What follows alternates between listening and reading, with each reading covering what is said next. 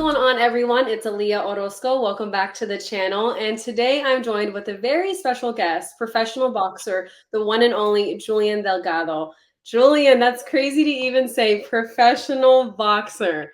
Because last year when we did this, you were at a whole different stage in your career.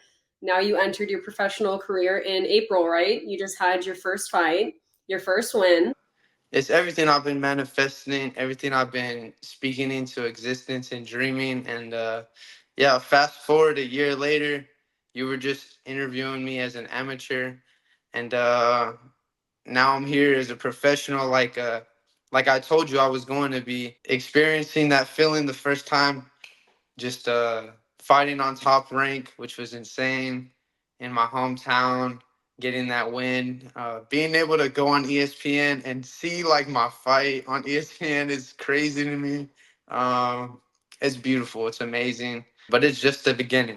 I'm just looking forward to becoming the superstar that I know that I'm destined and I'm capable of becoming.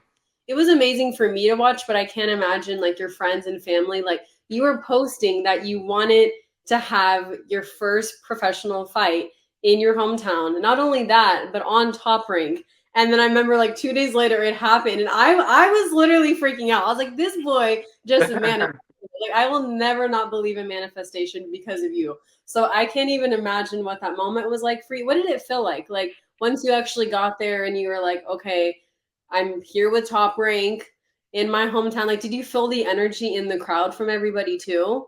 Leading up to it, I was trying to be present, like in the moment. I was trying to like, okay, like it's real, this is really happening. um it all just happened so fast too, like it Mhm. happened so fast.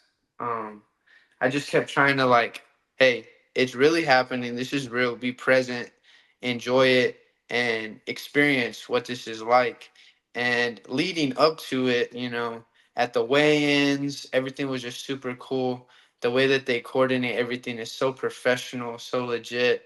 And I'm like, bro, I'm having my first real face off, like my first real face off, not on like a little rinky dink low grade promotion, but like legit, like the announcers, it's like everything you see in movies and on the TV, I'm doing it. So it was really cool leading up to it.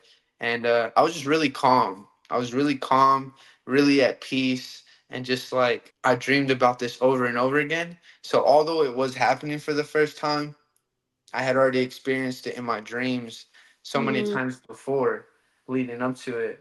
But the night of the fight, walking out, making my walk to the ring, I almost started crying. Like you yeah. can see in some of my pictures, like my eyes are kind of like red and watery, just because it was an overwhelming amount of energy. I could feel so much love from the people there, and Mhm. like hearing the announcer announce my name, and just the crowd like roaring, like it was overwhelming. My whole body just got warm and tingling, and like my soul, like I could feel it in my soul, like this feeling right here. This is the That's what's driving me to stay on the course, to stay on track. I got a little taste of it. I got a small taste of it, and that's all I needed to whatever I'm faced with, which I'm facing some trials. I'm facing some trials in life. What? What? Life is Why? life is throwing just like staying the course of staying full-time professional. Like Okay. full time is just very challenging in the beginning. Um and But that little taste is like, it's what motivates me to chase after it. Like I already got a taste, and I know what's in store for me. So then, since you did get a little taste of it, would you say it was everything you ever dreamt of? Like, did it really play out the way you always envisioned it would in your head? It did. It felt like a movie, and I tell myself, it's kind of corny, but I tell myself all the time, my life is a movie, and like I'm the director, I'm the author, and I'm writing my own movie. It was everything I dreamt of, everything I felt. Um, it was just as good, even better. So you have an upcoming fight July 6th, and it's going to be in Dallas, Texas, at the Eagles Stadium. The Eagle Stadium, yes. And I saw too that it's like Dallas's Rising Stars. Like that's the card, and I think that's really cool. So there's a lot of like upcoming hot prospects on the card, right? Yeah, most definitely. The main event, Alex Hawley, he's going to be the main event. He's the one that helped me get on the card. He's really close. He's really close with Errol Spence Jr. and Frank Martin. So Mhm. they're going to be there in attendance that night, as well as their network of people. So there's going to be a lot of important people there that night in the boxing industry, and it's a really good opportunity for me to just do what I do. Just go out there and shine and catch somebody's eye and just give me that exposure. You So know. what is that like for you, I guess, in the beginning of your professional career? So now you're on this card, and then after this card, do you go like try to find another card you want to be in, or do they find you, or like do you have to sign right away with a promotion, or is it kind of like you get to fill out different promotions? Like you did Top Rank, now you're doing this one, or do you kind of already have a plan with promotions? That's different for like every fighter, but for me, I know that I want to be my own man. I want to be my own man, and I watch documentaries. Like that's my version of movies. Is I watch all the boxing documentaries I love those. from Yeah. old to present. I've seen them all already, of more than few times. So that's me learning as much as I can. Mm. So I'm learning like the mistakes that the fighters they make, and like how crooked the boxing world is. You can't really trust anybody, and a lot of the promises a lot of these promotions make, they don't follow through with what they say. So I'm treading carefully. I want to be my own person. I want to be in control of my destiny and what I'm set out to do. I don't think I can do it all by myself. I know I need help, but I'm pretty much just, I want to fight once a month, every month, for as long as I can, as long as people can are willing to fight me before I get too big. And now it's not possible to fight that often. I want to fight once a month, every month, um, because I do this full time. So that's my plan, to fight once a month, every month. I want to travel the world. I want to go to different countries, fight in different countries. I'm getting my passport on Wednesday. There you are. Just to start doing that.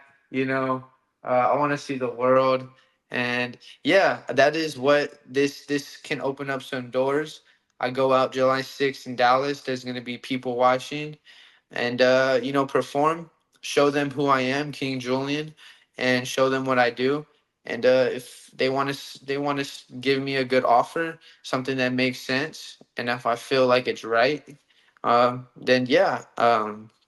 Because it does take money. It does take money to be able to do what I want to do. I bet. To do anything big, you got to have the money to cover the expenses to do what you want to do. You know, But talk to me a little bit about your opponent. How have you been preparing for this fight? I'm out here fighting. I mean, I only fought once, but my first fight, it was a real opponent. It wasn't some tomato can Oh yeah, no. fighter. Um, I'm out here fighting real opponents. So this next guy, July 6th, uh, all I know about him is he's from California. He's 29 years old, and Older he's than one. you. He's 1-0 as a professional, just like I am. So it's an even matchup. It's an even matchup. Other than that, I don't know too much about him. I just know he's an orthodox fighter just like me. My last fight, I fought a southpaw, which is Mm, it's very challenging. An orthodox and a southpaw, when you meet, it's a it's just awkward because you're the yeah. opposite. Uh, so the fact that he's an orthodox like me, I'm looking forward to that. I feel comfortable switching between orthodox and southpaw. I just do it in Me the too. ring. I just do Okay. it. Just comes naturally, kind of. Um, but I'm not sleeping on him. I'm not underestimating him. I don't underestimate anybody. That's good. I'm training and preparing for Ray Vega the same way I would train and prepare as if this were a world title fight. You know, I do this full time. I train 2 times a day, 6 days a week. There's some days where I will do 3 times a day, but for the most part, it's 2 sessions a day. And despite my physical shape, I'm like mentally, I'm I'm just like I'm like so mentally just I have no distractions. I have no stress in my life. I have no distractions. I'm getting into the ring with this with this hunger of I need to continue to win, to keep growing, keep getting my name out there because if I can't sell tickets, at the end of the day it doesn't matter how good of a boxer I am. I'm not relevant if I cannot sell tickets for these promotions. So, with each fight, I'm just going in with the mindset of I don't care who you are, I don't care how much more experience you might have than me. This is all that I do, and I'm willing to uh, to do whatever it takes to get past you if you're gonna be the one in the standing in front of me, like in my way, from me Hmm. getting one step closer towards what my dream is. But I'm super locked in. I don't go in and out of training camps. I won my fight April 13th. I took the next day off to recover, and the following day, I went back to the gym and um, I got right back to my routine. So I don't believe in like when I get a fight, that's when I'm gonna lock in and it's time to start taking it seriously. Every every day is a training camp for me, whether I have the contract signed that I'm fighting or not. You know, Yeah. so when I get the call, when I get the opportunity, like I did with this fight, it's like, yeah, I'm in shape. Let's go. It could be in 3 days. I'll be ready. You know. Do you think that's what separates you from other people in your division is kind of like your work ethic of a lot of people do kind of just take the training really serious once it's time for camp, but you're training year round. Yeah, most definitely. Not just the work ethic, but the lifestyle too. I don't drink. I don't smoke. Um, Not just like when I'm in camp. It's not a part of my day to day life. It's just not something that I do. Um, I don't judge anybody that does, but I don't drink. I don't smoke. I don't hang around a lot of people. I really talk to nobody. Um, and I'm just super dialed in, super locked in. So that is most definitely what separates me from anybody that comes in my way. That's the reason why, if you look at my amateur record, that's why I did what I did in the short amount of time because I found boxing, I stumbled across it, and for some reason, something flipped in my mind. Like this is what I'm gonna do, all in, and that's why I did what I did. You know, the achievements that I did in just a 2 year span, I was able to do what nobody had done in my city, anyways. In 40 years, I won a national Golden Glove title. Uh, Nobody had done it from Corpus Christi in 4 decades, which is just bizarre. And I came in and I did it in a year. I did it, So there's no doubt that that is exactly what separates me from other people because the distractions of the world, um, it's like I don't participate Ooh. in the common things that like what is common. The Mhm. definition of like what is fun for others is just like if it's not training and fighting or some type of business like something like this like meetings or a lunch with Like develop you if and it's grow not you. something that's going to correlate with getting me towards that goal, I don't have time for it. I don't make time for it. That's what I really admire about you, though, because I really do watch that in your life. Like, you really are so dedicated and so focused. Even with me, I'm like, dude, you get distracted too much sometimes. Like, I'm like, what would I be able to accomplish if I was just completely like locked in? And that's with anyone. So that's amazing. When you were transitioning and during that turning point, did you question it at all? Like, at what point were you for sure certain, like, this is for me, this is a part of my calling, what I want to do with my life? Because I think that's hard when you make that transition, because you were doing landscaping, right? Like, you already had your business, you're already pursuing it. And to take like a big leap of faith and you don't even know what's next or what's behind this door and you still believed in it and went after it. Like, how did you know? I knew when I lost my first year, I had been boxing for 7.5 months, and I made it to the semifinals of the National Golden Gloves, and my first loss. I took my first loss. After that loss, that's when I knew that, okay, I'm gonna I'm gonna come back next year. I'm gonna win the whole thing. I don't care what it takes. So that was like the turning point when I took my first Mhm. loss. It's like I showed myself that I belong. Like, okay, you belong. And then once I won the National Golden Gloves, that's when it was like, this is it. Like, any tiny shred of like, well, maybe I should have a backup plan. That was it. Uh, When I finally like showed myself, like, I got that taste of loss, and it hurt so much. And I found a way. I found a way. I won't go into all the details, but I found a way to be able to be a full-time amateur boxer, which is very hard because you yeah. don't make anything. It costs money to be able to fight. um I found a way to be able to be full-time, and I was full-time for 9 months after my first loss. That, like, it was just boxing, training and sparring and fighting in little shows. That was it. And then I came back 9 months later and I won. And once I won, that's when it was like, okay, this is for sure it. I had qualified for the Olympic trials, and I was just like, this is it. I'm going to go, win or lose. If I make the Olympics, if I win a gold medal, great. If not, oh well, I'm going to go pro. And yeah, that was the turning point when I became a national Golden Glove champion for the first time. That was the turning point, like, where this is it. This is what I know. It's No for me. ifs, no ifs, ands, or buts. I don't know. I don't care what else happens between the time it takes to get there. I'm not changing anything.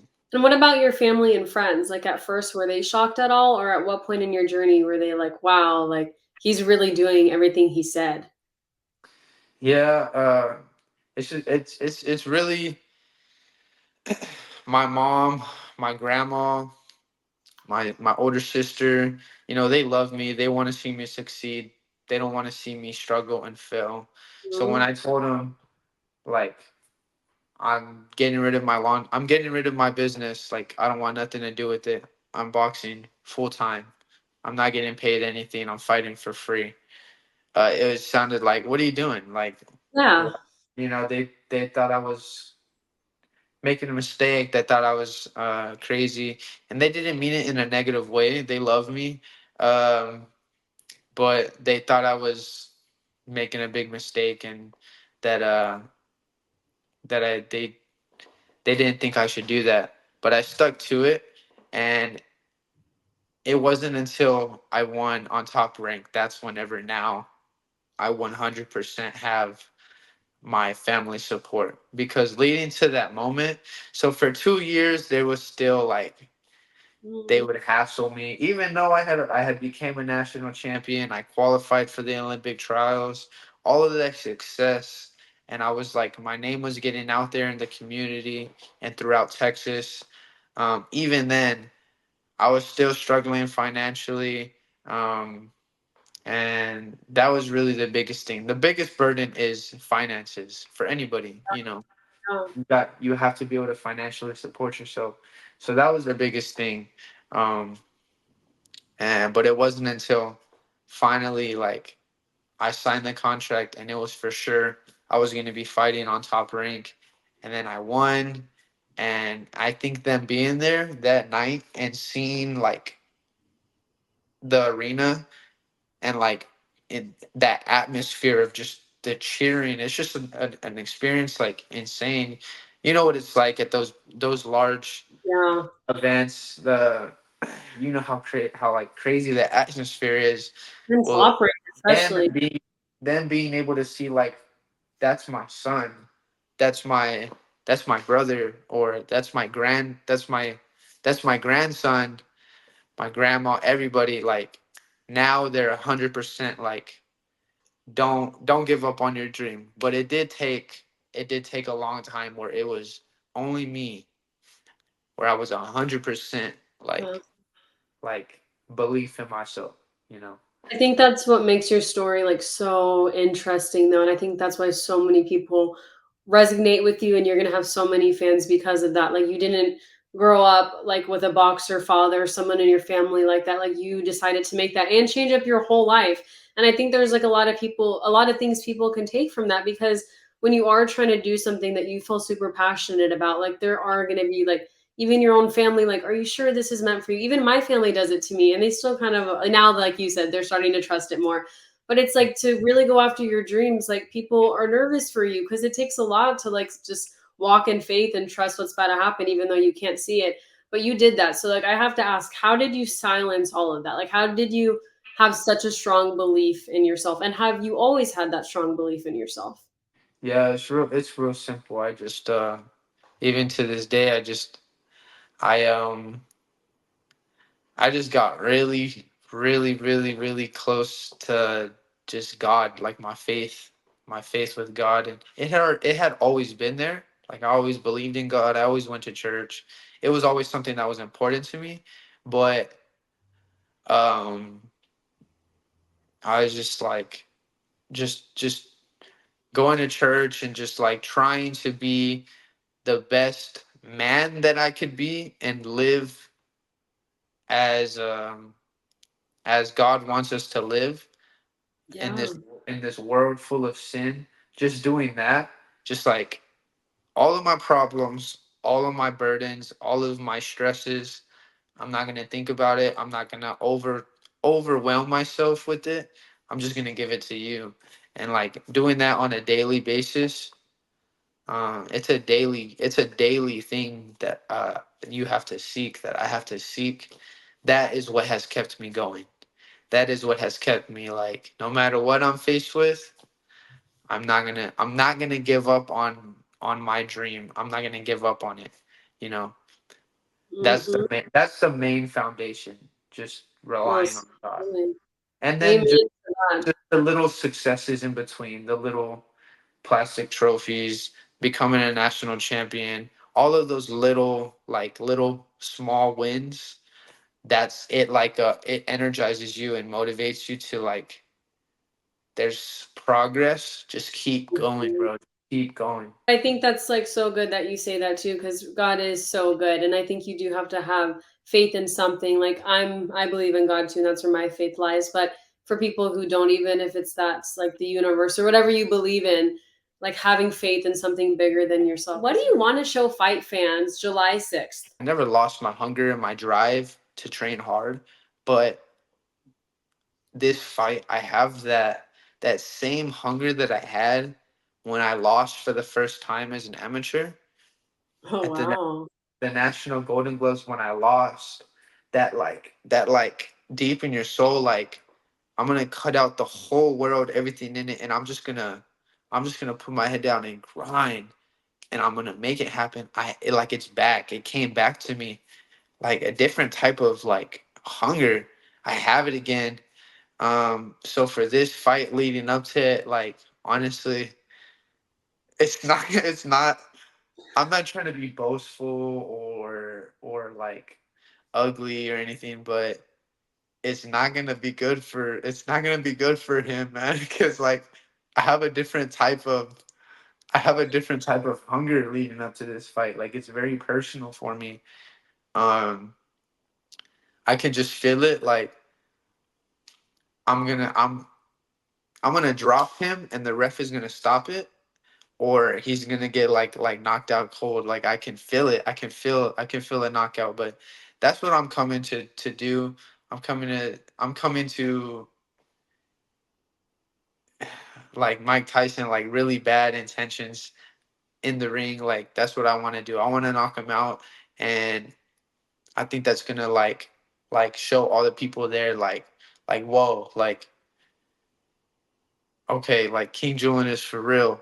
Because there's some comments about my last fight, just which like it's in one ear out the other, but there's comments in my last fight uh about that I could have done better, and like I don't have any power, or um I'm like I'm showboating or whatever, like Yo, yeah, I'm really coming to just to definitely make like a statement, like I'm King Julian, don't sleep on me, I'm here, mhm, and and mhm. and I to like be heard, you know. That's so good. It's something personal. Like It he has sounds no it idea sounds what's coming. it sounds I don't like talking like that though. I don't like I'm gonna knock him out, like I believe that, but I don't like just throwing it out there like I'm gonna knock this guy out, like because I don't know, it just doesn't fit my personality, who I am, like, Well, because I feel like at the end of the day, I'm a human being, I'm a man, he's a man, and anything can happen. Anything can happen in boxing. It's a crazy freaking sport, and I just go in there super confident and powerful with my belief in myself and what I've done preparing, and then I'm just gonna leave everything in the ring. And whatever happens, happens. It's in God's plan, you know. if you do get the knockout, what round do you see it like kind of happening? Like, are you more thinking the later rounds, or are It's you only thinking a four. fourth It's round? only it's only a 4 round fight. Um, Oh, oh, it's 4 rounds. yeah, Oh, I forgot about that. Like, it takes time to. Oh my god, that was stupid. yeah. It takes I'm ready. I'm ready for 8, 10 round fights already. But really. you have to do two 4 rounders, 2 6 rounders. It's like a safety thing. That Um, makes so much more sense. I'm like, dude, I know that. I've literally seen that. yeah. So that Uh, makes sense. The 4 rounds. but this guy's like super, like he's got like 6 pack. He's got a 6 pack. He's super cut. He looks in shape. But I fight guys all the time that are super built and in shape, and they're not in shape. They gas out really easy. So I see him gassing out in the third round, and I'm gonna stop him or knock him out in the third round, if not the fourth So what round. is like your post fight favorite meal? Like, what's your cheat day meal? Uh, I have to know this. This tells me everything I need to know about you. yeah. I just indulge. I eat way too much.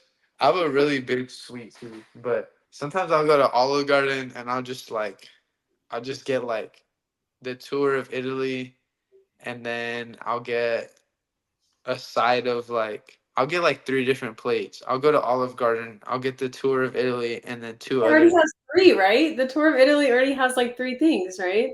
Yeah, but it's kind of little. It's kind of small. Uh, so uh, I Italian food love I love desserts. I'll go to the Cheesecake Factory and I'll get like 3 different flavors, and of cheesecake, yeah, I'll and you spend like finish it all. I'll spend like $50 on cheesecake.